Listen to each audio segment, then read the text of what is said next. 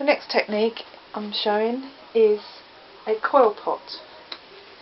Basically, there are two ways of starting a coil pot. This is the initial way.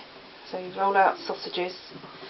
Now the key is for a sausage is to have them the same thickness. If they're quite flat, what you can do is put it on its shortest edge so that you get a more circular cross section. So this is the first way. To make your base, you just coil it into a snail. Just show you that way. Okay, so that's a nice circular base, and then you smooth all the clay to join those coil sections together. So you do the top and the bottom, join it together. So basically you have a disc.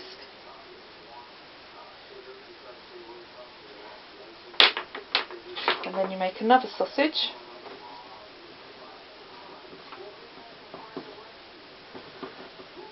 And you start joining round.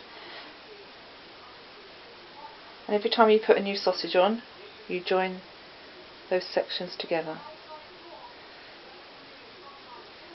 Now that's basically how you start to make a coil pot. However, in my experience, I found that where that coil sits and when it dries, sometimes that's not joined strong enough and it starts to crack, which is at the bottom of the pot not the ideal scenario. So I've decided from now on that I always roll out a piece. So this is between two guides, rolled out piece of clay, cut round. But then you start doing your coils exactly like I've previously shown.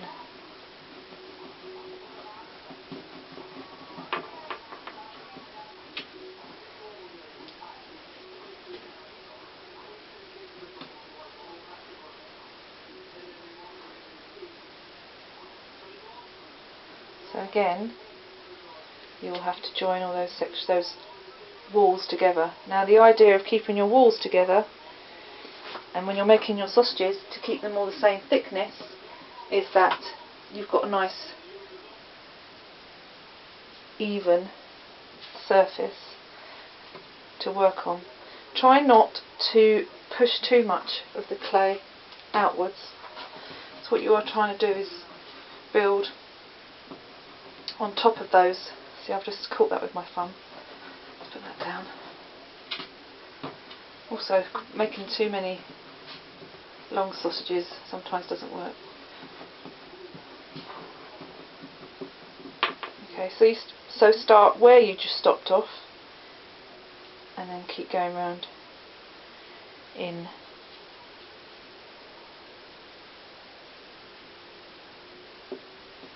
And then you can smooth that. Can you see that that's now joined effectively?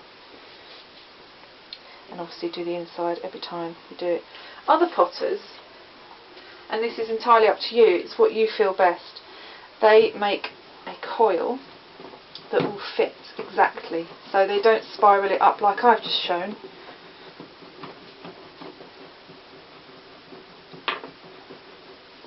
They would effectively cut a ring to join so that it would be like a pure ring. If you see, that's a ring that fits exactly on the top. Other techniques include scratching and scoring, and then maybe a little bit of slip when you join things. I've seen potters do that, but I have never used that technique because it adds more moisture to your pot, and because you've wedged the clay, it's all the same moisture, and you're working fast enough anyway. You don't need any more water in your pot. Right, another area that I need to show you. If that is going to go on top of each other, as you can see, that's going to be, if I keep putting that on rings on top of each other, that's going to go in a cylinder. However, if you want to go in to make it a thinner pot to go that shape, to go in, you go on the inside of the ring, the previous ring, and then you can see the shape will start going inwards. And the opposite of that would be obviously going on the outside to bring the pot outwards.